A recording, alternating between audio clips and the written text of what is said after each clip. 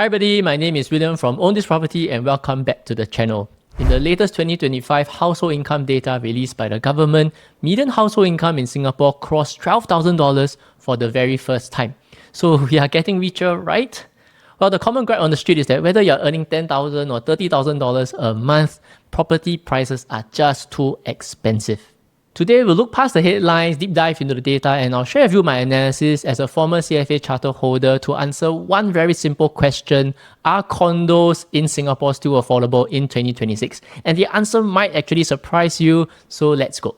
Usual disclaimer is that all this data and analysis are done personally by me. Please always do your own due diligence. And if you're thinking about buying a property or hold a property and wondering how all these market dynamics will affect your decision, do reach out to me on WhatsApp and I'll be happy to share more with you.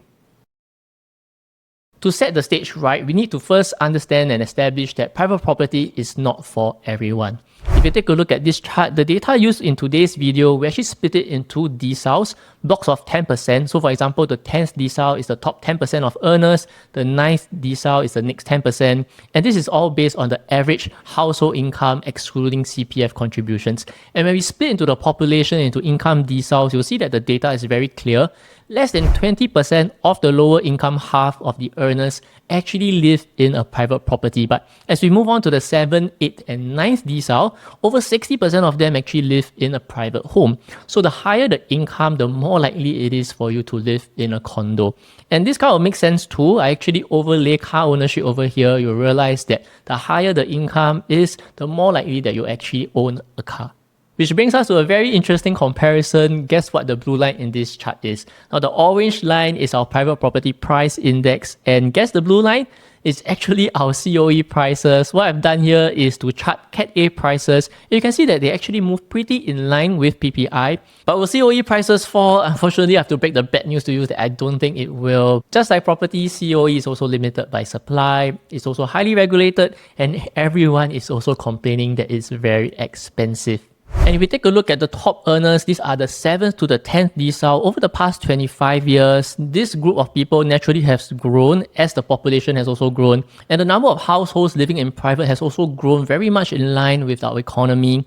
Each year, you'll notice that the number of households in the 7th to the 10th decile, they are still not living in the private, has stayed super constant. This is the yellow bar over here, which show that fundamentally each year the demand for private properties remains extremely constant.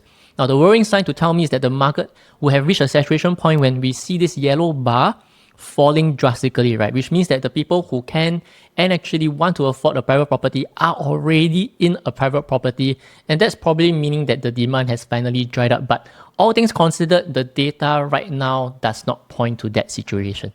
Hence, it's important that we don't just take the median income in Singapore to see whether prices are affordable. We need to deep dive into the top 4 deciles in Singapore, the actual buyers of private property, to determine whether private properties are affordable to them.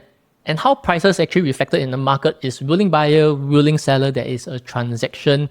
And I've shared multiple times is that sellers today, they are very well buffered. Their price is very sticky. So it's all about buyers being able and willing to pay higher and higher prices, much like my COE car analogy. And over here, what I've done is to plot income growth against the property price index growth. Notice how in 2020, income fell during the pandemic and property price growth also started to slow in tandem. The 10th decile was actually hit the hardest back in 2021. Their income actually fell by 7.2%. And while we have since recovered, both the property prices and the income, they are growing steadily, but the growth has actually started to taper starting from around 2021. But income alone is too simple an analysis for this channel, so let's go one step further to see how that income actually translates to budget and affordability. What I've done over here is to calculate the maximum loan and property price of a 40-year-old household in each decile and what they can afford today. This is pretty common for HDB upgrader. They are around 40 years old. And for example, the 8th decile, they're earning about 18.8k today and they can afford up to $2.62 million of a property purely based on their loan without having to top up any additional cash. And remember that this budget actually took a hit because back in 2021 and 2022, due to TDSR first being lowered to 55%, in addition to rising interest rates causing the stress test rate to increase from 3.5 all the way to 4.5% at one point. But today, the stress test rate has now settled down at 4%. So the caveat here that this is again a very conservative assumption because this is purely based on income and how it translates to budget and affordability.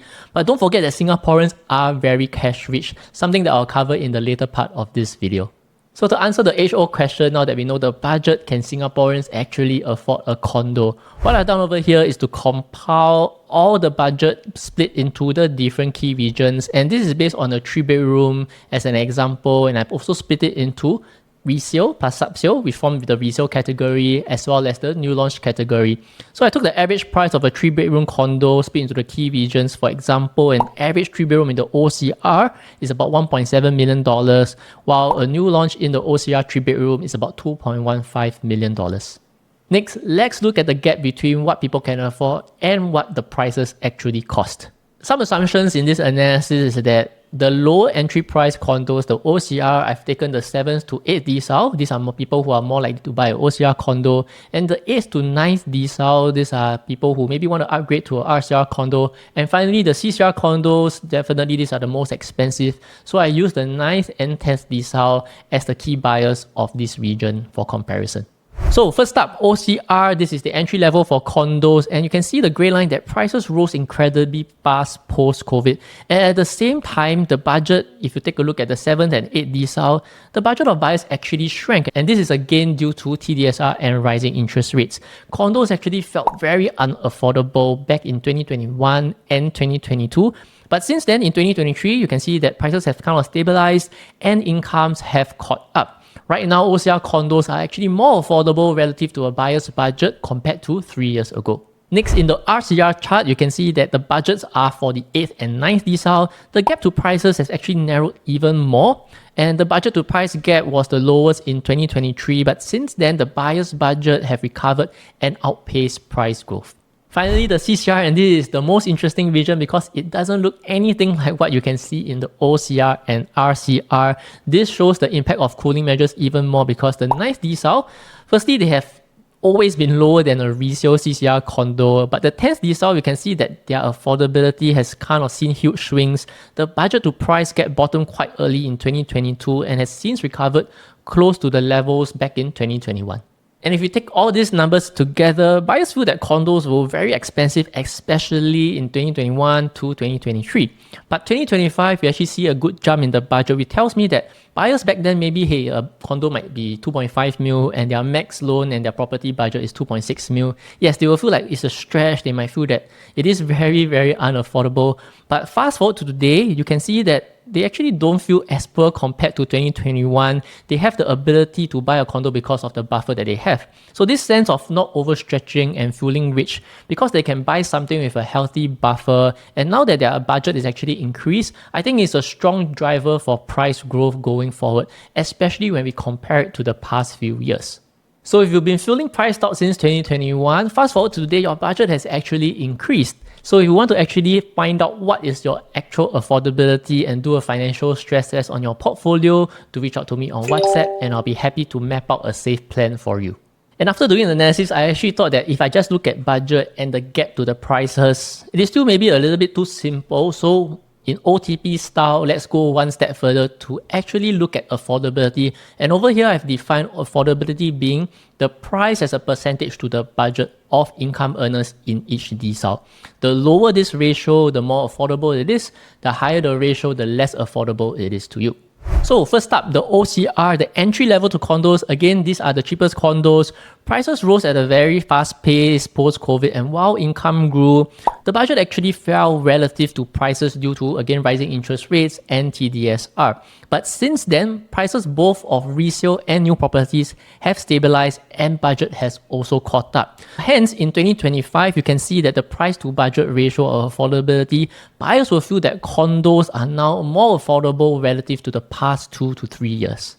Next, RCR, very interesting. If you take a look at the chart from 2018 to 2020, notice how the price of a new launch is very similar to that of a resale property. So buyers with the same budget, they can actually afford either. This was the era of condos such as Park Esta, selling residences, and also represented one of the best performers in the last cycle. So again, in 2020, COVID hit and things changed drastically. We entered a new wave of new launches as well, priced at even higher prices, and the affordability of buyers in the 8th to 9th decile actually lacked the growth in prices. So condos definitely felt less affordable back in 2021, 2022, all the way up to 2023. That was the peak, and since then, buyers' affordability have caught up. You can see that the ratio has now fallen, and just like OCR, buyers of RCR condos now feel that it is more affordable compared to 2 to 3 years ago.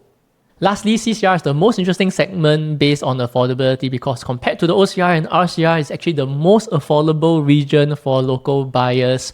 Why? Because of two key structural changes. First, the massive ABSD on foreigners wiped out all this external demand, causing CCR prices to underperform back in 2018 onwards. And it is cheap because households, which naturally exclude foreigners, their affordability actually improved till 2020. This is the only region in Singapore to experience this. Second, developers are also shrinking the quantum. For example, River Valley condos in the CCR now average about $3 million for a 3-bedroom, but the resale over there easily can hit up to $4 million. Much of that affordability has drastically improved from 2024 to 2025, as seen by the sharp decline in the line over here. In fact, the relationship has flipped. New condos in the CCR to both the 9th and 10th decile has become more affordable than a resale condo. So this is the only chart where 2025 affordability levels are the same or even more affordable than in 2018. And this also represents a huge value opportunity in the CCR. Oops, I actually forgot to turn on the lights.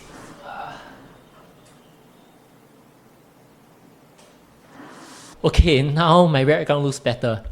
Now, if you're looking at all these numbers and you're still thinking, how do people actually still afford buying a condo in Singapore? You're missing a key hidden variable. In the press release by the government, it was also emphasis on the inequality levels. And if you take a look at income inequality, based on this widely used metric called the Gini coefficient, it actually fallen to the lowest level at 0.45. But in today's market, income alone doesn't dictate where property prices go, wealth does. And if you take a look at the Singapore population, we have an aging population, many people are entering into retirement. So there's a lot of wealthy people who on books do not have any income left. In fact, wealth inequality is more prevalent. The top 5% of households hold 33% of Singapore's wealth. The Gini coefficient is higher at 0.55. So the average household might feel the pinch, but the one pool of buyers that has remained constant are cash-rich Singaporeans. And right now, we are in the midst of a huge intergenerational wealth transfer. On the ground, I see a lot of buyers and also my own clients who kind of belong to this category. I can't really find any public data to back this up. So I did some search and there is a study done by Etika Singapore. And what they've done in this report is that it has showed that over 50% of younger buyers, these are people aged 18 all the way to about 34, over 50% of them are all expect to receive some form of inheritance. And the right chart, we can see that after cash, property remains a key vehicle of transferring wealth to the next generation. Essentially, buyers might lack the loan quantum, but they have the cash which allows them to buy above the loan quantum that they are eligible for.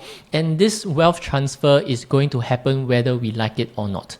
And to quantify how much cash there is floating around in the market, I've actually done a similar analysis in my previous video. You can check out my Iran war crisis video. I left the link above.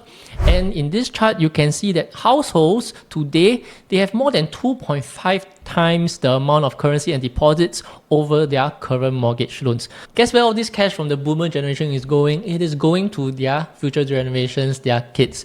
If you take a look at the recent EC Revel at Tampines, 92.5% sold on launch day. Now the max loan a couple can take, because it's an EC, is based on MSR rules. It's only $1 million, but the average price of a 3-bedroom and 4-bedroom is about $1.5 to about $1.8 million respectively. So all these are majority first-time buyers. They easily a gap of about $500,000 to $800,000. Where does the money come from? BOMD, or what I call the bank of mom and dad. So what's the playbook going forward? No matter what environment we are in, and if you take a look at this chart across all the income levels, property remains an anchor and cornerstone of household wealth. For the top 20%, property makes up nearly 60% of their total wealth. The lesson? Don't FOMO, but definitely don't wait on the sidelines trying to time the market as well. Buy something within your means, kind of like buy and forget, right? Of course, in 5 years, if you appreciate it a lot, you can flip, it's great, but this is also a roof over our heads. Take a longer term horizon, and as your income grows, continuously building and elevating your assets.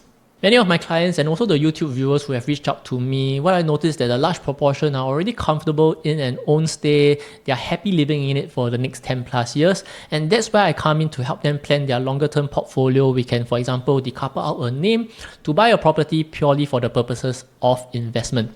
But everybody has to start somewhere, right? Obviously, when we are younger, our income is not that strong, but please go ahead and just get a HDB BTOO or a resale, and as our income grow, we can't just stay comfortable, right? We have to continuously grow our assets as well.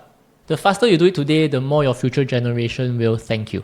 Which brings us to the undeniable truth of Singapore property. The absolute prices are high. Whether you're rich or you're poor, prices are continuously going to get more and more expensive. Yes, properties are more expensive, but relative to income and wealth, affordability is actually the best it has been in the past 3 years. In fact, the people who are complaining expensive are often the buyers of property today because they actually understand and know how to play the long-term wealth game. So if you start with me to the end and you're thinking about your next move, what's your affordability and how that actually plays out into the options that are available to you, you can reach out to me on WhatsApp and I'll be happy to share more with you. Don't forget to like the video, subscribe to the channel, and I'll see you in the next video.